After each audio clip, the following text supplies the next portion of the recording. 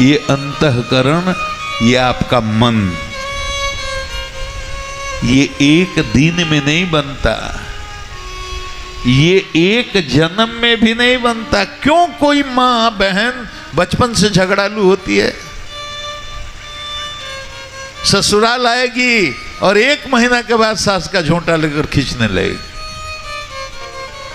अब कोई ऐसी बहुत शालीन आती है कि सास के नखरे जीवन भर उठाती रहती है, कोई शिकायत नहीं करती। बचपन से कोई दुष्ट क्यों होता है, बचपन से कोई साधु क्यों होता है? गांव गांव में एक धुंधकारी मिलेगा। धुंधकारी की कथा आपने सुनी है। कोई टोला, कोई मोहल्ला, कोई गांव ऐसा नहीं जहां एक ऐसा व्यक्ति न मिल जाए जो जन्म से ही दुष्ट है। ऐसा भी कोई गांव मोहल्ला टोला नहीं जहां एक ऐसा व्यक्ति मिल जाए जो जन्म से ही साधु स्वभाव का है। माला नहीं सटकाता, भजन नहीं करता, मंदिर में 4 घंटे बैठा हुआ दिखता भी नहीं, लेकिन स्वभाव से साधु है। किसी की निंदा, किसी की स्तुति, किसी से झगड़ा उसको पसंद ही नहीं, स्वभाव से, बचपन से साधु स्वभाव, बचपन से दुष्ट स्वभाव। इस बात का प्रमाण है कि अंतःकरण एक दिन में नहीं बनता। कोई बचपन से लोभी है, कोई बचपन से बिल्कुल परवाह नहीं, जो ठाकुर जी ने दे दिया उसी में मस्त है। ये मन, ये अंतःकरण एक दिन में कोई सुखदेव नहीं बनेगा। और 5 साल में ध्रुव को और 5 साल में प्रहलाद को ठाकुर जी के दर्शन हो गए तो ऐसा ना सोच लेना कि 5 साल में किसी को दर्शन हो जाएगा। ध्रुव को तो 5 महीने की तपस्या में ठाकुर जी ने प्रकट होकर के दर्शन दे दिया।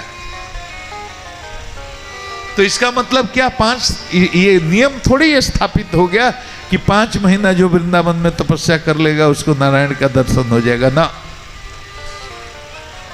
वो तो जन्म जन्मों से तपस्या कर रहे थे, बस थोड़ा सा शेष रह गया था तो 5 महीने में इस जन्म में पूरी हो गई तपस्या, भगवान जी ने दर्शन दे दिया। सुखदेव कोई एक दिन में नहीं बनता, ध्रुव कोई एक जन्म में नहीं बनता, प्रहलाद कोई एक जन्म में नहीं बनता। नारद जी के जीवन को पढ़ लो। एक जीवन में गोप थे, दूसरे जीवन में दासी पुत्र थे, और तीसरे जन्म में ब्रह्मा के मानस पुत्र हुए। एक दिन में कोई नहीं बनता, जन्म जन्मों की तपस्या है। नमस्कार, मैं गुप्तेश्वर पांडे, डीजीपी बिहार। आप जानते हैं स्वैच्छिक सेवानिवृत्ति लेने के बाद मैं सनातन की सेवा कर रहा हूं।